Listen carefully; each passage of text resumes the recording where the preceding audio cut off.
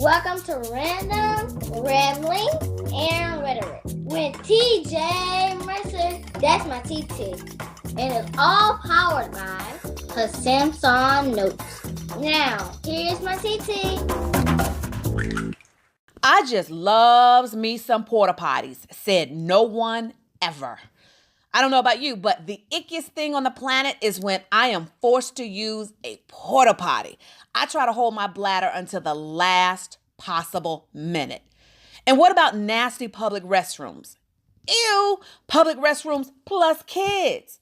Parents, what do you do as soon as you take them to a public bathroom? You make them hold up their hands and forbid them to touch anything.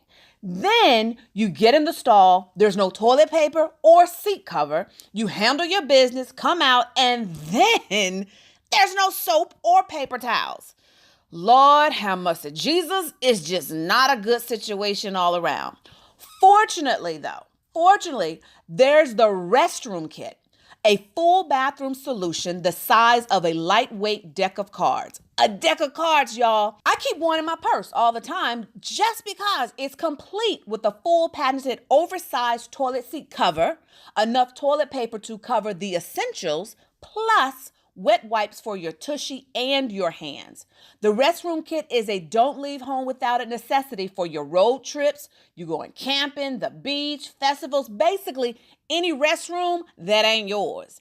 Even that friend of yours who's cleaning is not their strong suit. You know what I mean? So pop on over and visit therestroomkit.com. That's therestroomkit.com. And when you use the code RAMBLINGS, RAMBLINGS, you will get 15% off your purchase. So stop going to the bathroom without the full protection you need. Go get the restroom kit at therestroomkit.com. Okay, so wait a minute. Wait a minute. All right, so this is TJ, and I am the Chief Noisemaker of the Media Mavericks Academy, as well as your creator of Random Ramblings and Rhetoric.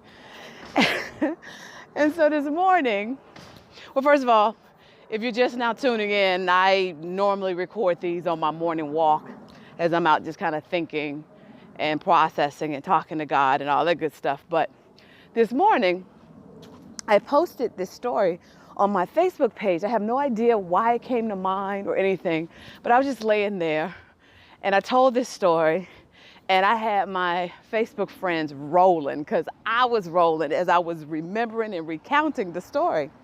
So what happened was, many years ago, before I even launched, I went into coaching and creating Media Mavericks Academy before I left television. I was still a TV editor.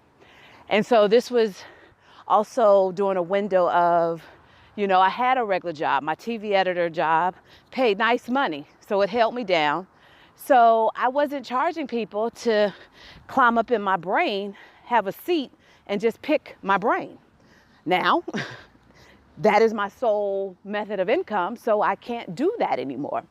But during this time, for this story, there was a gentleman, his name is Lloyd, I won't say his last name. There was a gentleman who was a Facebook friend of mine. And you engage with your Facebook friends. And Lloyd was always posting motivational videos. He was posting encouraging notes.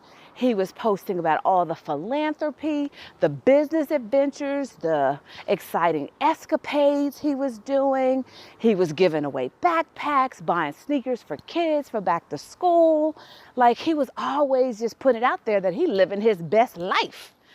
And so one day he slid in my inbox and wanted to ask me a question about a reality show concept he had. So one thing led to another. We took the conversation off of Facebook and we would communicate. And, I was just giving him insight, how reality TV works and all of that. No big deal. And then he switched it over to, just texting me every morning, good morning, beautiful.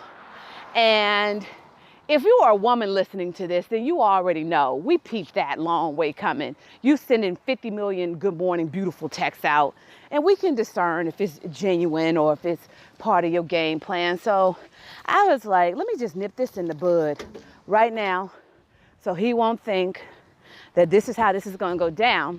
And so I basically told him, listen, I help people because I want to help them, not because of game.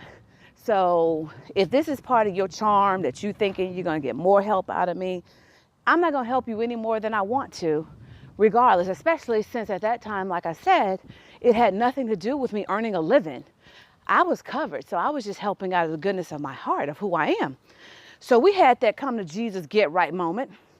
And, you know, it stopped. So in the course of us just, you know, communicating every once in a while, he introduced me to this woman who he said he was helping get her book, her story out there, because he had written inspirational books and, you know, so he was just making moves. We would see him doing photo shoots, supposedly, all of that.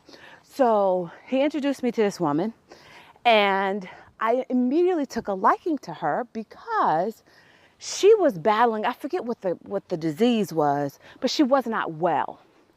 And yet, even in the midst of her still fighting her own battles, she was trying to figure out ways to help others. And so we hit it off, and we took our conversation off of Facebook. And so one day I got a distraught, upsetting phone call from her because she had discovered that Lloyd was a complete con artist. And he had taken her money under the guise that he was going to help her produce her book. And she was having this major speaking engagement where she was supposed to announce the book and be a book signing. And he just went ghost. And so she was very upset. And because she knew that she was introduced to me through him, she was kind of, you know, choosing her words carefully. And so finally she's like, you know what, I'm gonna send you our communication. I'm gonna send you the emails, I'm gonna send you texts. Baby, when she sent me that email and those text messages, this dude was vicious. It was like night and day, Dr. Jekyll, Mr. Hyde, all that inspiration and motivating he was doing, was none of that in these messages. He called her all kind of bees and hoes and dumbasses and old and just disrespectful, foul. That's the only way I can use to describe it. And I was quite disturbed by it. And so I gave her some behind the scenes kind of guidance of how to handle him. And we come to find out his whole social media life, his entire social media life was a lie. Complete lie. Like, they were from the same town, so she knew more about him after she investigated. And he had been arrested for fraud, and it wasn't the first, like, it just got crazy. And I just became fascinated because I hadn't met that kind of level of deceit, you know, of a person that I know outside of my ex-husband. But even I can't even go to say he was this level. Like, this dude was extravagant in his deceit, like layers. Is like, what was that movie, Catch Me If You Can, where I think it was Leonardo DiCaprio played the con artist. It was like that level. Like, you have gone to great lengths to deceive people. So I didn't unfriend him because seeing him in a new light, I was fascinated. I ain't even gonna lie. I was fascinated. I was riveted by just the level that he played. And it was also, you know, I was almost kind of torn as well, you know, because At this point, really, I don't have any facts or anything like that. I just know this email exchange was different than his social media persona about women and being, respectful and all of that. I know that, but as far as the business ventures, I had no proof. So I just kind of watched. And then one day it just came to a head. I couldn't not say something. So for those of you who are listening, you don't know, I spent about 8 years working in the feature film industry, where I was working on publicity campaigns and DVD bonus materials for major projects like Shrek, Chronicles of Narnia, The Incredibles, Princess Diaries of Santa Claus. Like, I got big credits on my resume that I'm very proud of. And it was because it's projects that I loved. I love that aspect of my career. So one day I'm looking at Facebook, and here comes a post from Lloyd. And it had a picture of a film set outside, and it was a crew that was in a neighborhood, and the shot was wide enough that it looked like it could be just an amateur photographer taking a picture. And so Lloyd posted it and said, I just want to thank God for all the doors he's opening for me, the many opportunities he's given me. I'm on the set of my new movie that I'm doing. And I was like, first of all, we know that's a lie. I know that already, that's a lie. But I looked closer at the picture, and I couldn't easily place where I knew the director from. So I did what any other honest, normal person would do. I became a private investigator. And I did a Google image reverse lookup. And it took me a minute to pour through these images, but I eventually found this image. Baby, guess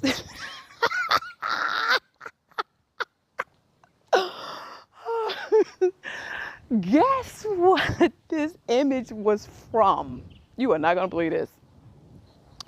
It was Michael Bay, the director of Transformers, from 2 years ago, or 2 years prior to this happening. And I was just like, you have got to be kidding me. This is insane. So then I found myself faced with a dilemma. Do I A, dime him out and tail, or B, just take a screenshot and show it to my real life friends so we can all have a good laugh at the insanity and the ridiculousness and the nerve of this dude. This dude, he found a Google picture and convinced his followers that it was the set of his new film. Finally, if you've not met my alter ego named Jeet, which is opposite of Tej, Jeet is petty. Jeet can be messy. Jeet says exactly what she's thinking. And Jeet sometimes gets in trouble because she does say exactly what she's thinking. So apparently Jeet existed for a long time. She just didn't have a name at this point. But my petty side won. So I commented on the post. I said something to the effect of, oh, wow, Lloyd, this is great. Somehow you've managed to get yourself a time machine and land on the set of Transformers from 2 years ago. But be sure to tell Michael Bay that TJ, the behind the scenes editor, says hello. Baby, I have never, ever, when I tell you, I have never, ever been blocked and unfriended, comment deleted so fast. Like, I was thrown. And so it was really, this incident was really the first time I got to see up close and personal that there are are really legit people out there. Well, legit is actually an oxymoron about what I'm going to say, but there are really the legit people out there who are so busy stunting and fronting and tricking people that they got it going on, that they are really using it to defraud and just get over. This social media profile don't look nothing like the life he lives, for real, for real. And it made me think about what one of my good friends always says, Dr. Robert J. Watkins. He always says, trust, but verify. But now get this, get this. After I posted this story on Facebook, one of my friends sent me a message to say, this sounds vaguely familiar. By any chance, are you talking about Lloyd? And then she says his last name. Baby, I almost dropped the phone because it was him. She knew him. They grew up in the same city. And I was like, oh my God, oh my God, oh my God, Kent, are you serious? She was like, yeah. And then she started telling me how long he been doing this. And apparently he's still doing it because he blocked me. I can't see his social media page, but apparently he's still doing it. Because she was telling me some of the other things. And that sometimes he calls her from Vegas and pretends he's in Vegas. And then there was one event they both were supposed to be at, but for some reason he couldn't meet up with her to say hi. Yeah. Whew, people. So listen, the moral of this story is make sure that you trust but verify any of your dealings. Make sure you get legitimate receipts. That's why anything that I teach in media, I always back up. Good morning. I always back it up as much as I can with video testimonials of real life people so that people can see that the results I create for my clients of booking them on ABC, NBC, CBS, and Fox, it's for real. You're not just taking my word for it. I can show you my work on these major shows. You're not just taking my word for it. So please be careful because, yeah, frauds abound, y'all. Frauds abound. All right. If you enjoyed this story, please share, comment, like, all that good stuff. And I'll see you next time. Well, that's it. Hopefully you enjoyed what my TT shared with you. And like she always says, let's go out and make God smile. And don't forget to hug somebody. It's T2 Mercer signing off now. See y'all later.